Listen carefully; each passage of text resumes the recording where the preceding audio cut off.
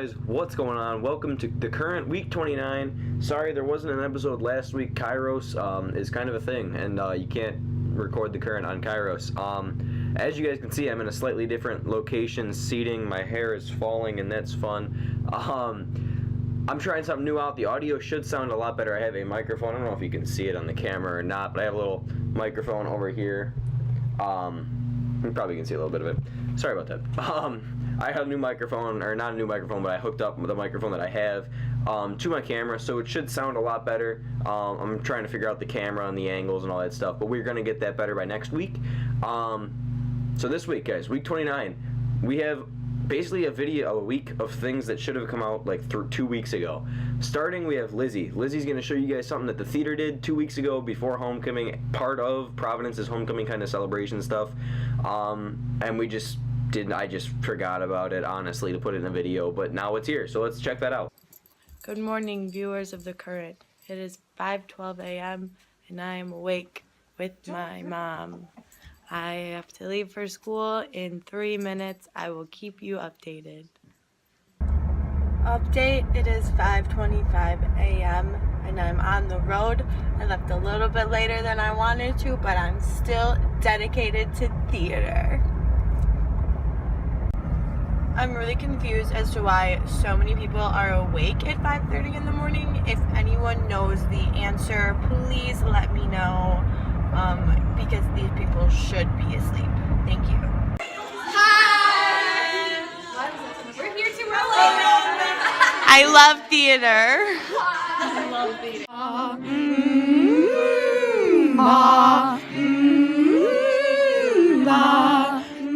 And then we'll see like a minute or a minute and a half of the songs. So we are here. The TV people are here. We were on TV once, and now we're going to be on TV again. Yes.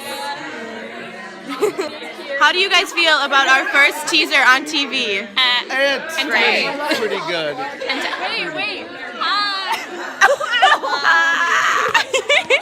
Guys, how do we feel about wrapping the new show?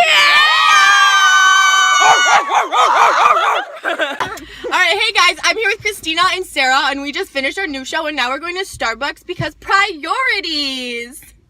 Will, how do you feel about today's performance? Stop recording. You did really well. How do you feel about it? I feel fantastic. Are you confident? Are you confident that you're going to get a career out of this? You can't be so aggressive when you're interviewing people. Are you confident? Stop being so aggressive. Are you confident? Yes, I am. Brad loves Will. Okay, so there you go. You guys saw the theater program got all together super early in the morning, and that's I feel actually really bad for them, because they do a lot of work, and that's really early to wake up and go to school on a Friday. But yeah, check out the theater performance. Will be October 28, 29, and 30, I believe, at Bicentennial Park Theater in Joliet. Students are free admission. Everyone else is, I believe, $5 tickets. Don't quote me on that. But yeah, go check those out. We're doing Charlie Brown, and it should be a good time. Now, we're going to jump into something else that's been highly awaited. The Mr. Richards interview. We finally got that to happen. His schedule just never worked out with ours, and we finally got him in a room to talk about questions and answers and things of that nature. So let's just check out what Sean Richards has to say about him. What's up, guys? I'm Aaron Tompkins. I'm here with Mr. Richards. How you doing?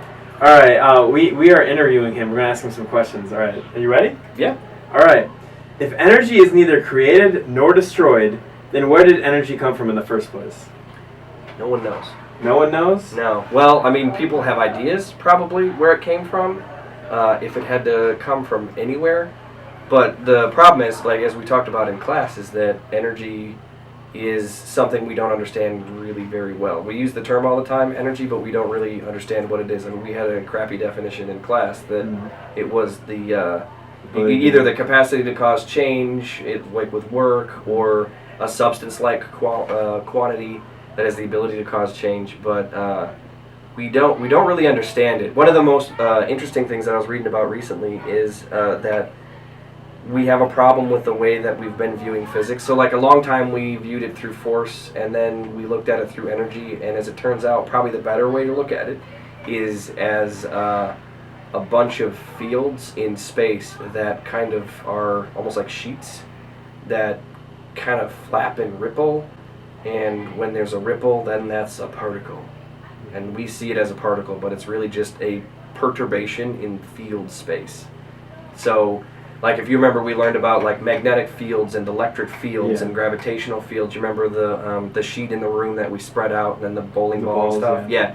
So like imagine that with 5 different kinds of fields all overlapping and interacting with one another. So that kind of became in the universe, right, as the universe expanded. So it could have come from nothing, or it could have just always been, or we don't know. All right. We're still trying to figure it out. Okay, next question. Have you ever had a moment where you thought, shit, I should not have said that? Oh, well, yeah, sure. You know, I think more importantly though, more interestingly though, is the times where I say shit, I should have said something. I think those are the more powerful moments, because I don't really feel too regretful of anything that I've said. That's my credo. No regrets. Because I'm generally pretty honest about how I feel and what I think. So, you know, I mean, there's times where you like say a thing and you're like, oh, somebody was probably offended by that. But at the same time, you're like, well, so what? Everybody has the right to be offended, and I have the right to say what I want. You know, I mean, that's the foundation of our country, is that I have the right to say whatever I want. You have the right to be offended. So I think that tends to be when I talk to anybody like older. I think when you're younger, you tend to be like, oh, I shouldn't have said that. But then, as you know, like if you have like a grandma, you know, or like grandpa that's like 90 years old, they'll just say anything, and you're like, oh my God, grandma, I can't believe you just said that, right? But you know, as you get older, it's sort of like I shouldn't waste my time worrying about what I say. But there's those times where you probably had those times too in your life where you're like, man, maybe not like heroin overdoses with friends, but you know, you're like, man, you know, like that was a bad choice, or your friend's like, dude, my girlfriend is such a jerk, and you're like, I know. Like, why didn't you say anything? And you're like, well, because I couldn't, you know. Yeah. What is something in the world that everyone accepts that as normal, but you think is really messed up?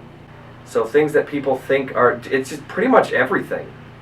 Like, there's so many things that people think are normal. Like, for a long time, it was like sports fandom. It was like normal, and people are like, oh, are you a Cubs or a Sox fan? I'm like, no. And they're like, what do you mean no? Like, that wasn't an option. I'm like, I don't really care about either team, because I have no impact on how well they play. No matter what I do, whether I root for them or not, it has no impact on how well they do. And for a long time, like super fandom, like when I was a kid, I loved, you know, football, and I would, you know, watch Jerry Rice and Joe Montana and everything playing every Sunday night, Monday night. But for a long time, it kind of confused me why people get like so fired up and angry about like a game that they're not actually even playing. They're just like watching other people play, so they don't have any impact on it. But through talking with students about it, I came to realize that I guess it's not that abnormal, because people just want to feel like they're part of a community. And rooting for a geographically local sporting team is a really good way for people to feel like they're part of something that they're not actually responsible for. So by going to a football game and, like, you know, or watching the Bears on TV, you can root for it without having to actually do any work whatsoever. You can just sit at home and drink beer and eat chips and feel like you're part of something, right? As opposed to, like, if you're part of something in the way that I've tried to make myself part of something as being a teacher, then you have to work for it. You have to grade papers. You have to plan out lessons. You got to deal with kids that have problems. Yeah, you got to get involved, and that's work. And people are like, I don't really want to do that.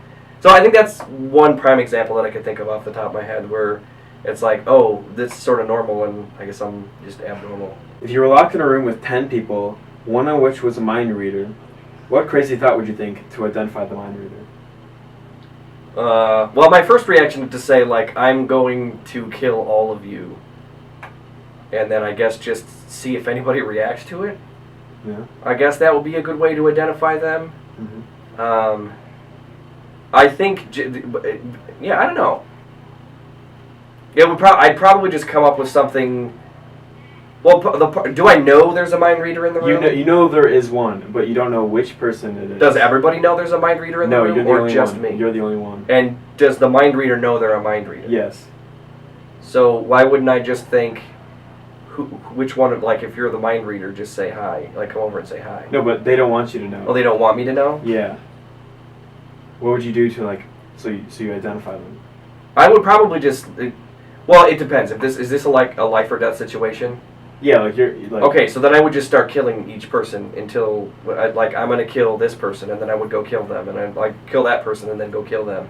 And by the time I get to the person who runs away, when I say in my mind I'm gonna kill them, then I'll know it's them. All right. Right? I mean, I don't want to kill anybody, but All right. because if they don't want me to know, if I think like, oh, I'm gonna kill you, or like I rape babies or whatever, then like they might not react to it. Like if they can read the mind. What is your biggest regret? So I would say that I think in the past I would have said that my biggest regret is not becoming a teacher sooner, but I think the experience that I had going through part of grad school and majoring in electromagnetic theory or getting electromagnetic theory master's degree, working toward that, and then working as a graduate student in the undergraduate labs, and then working as an engineer, provided me with experience that I think is insanely important for what I do here now as a teacher, because I've been out there in the field, I've had a career, I've run my own business, and so I know what the world is like out there to I think a greater extent than if I had just kind of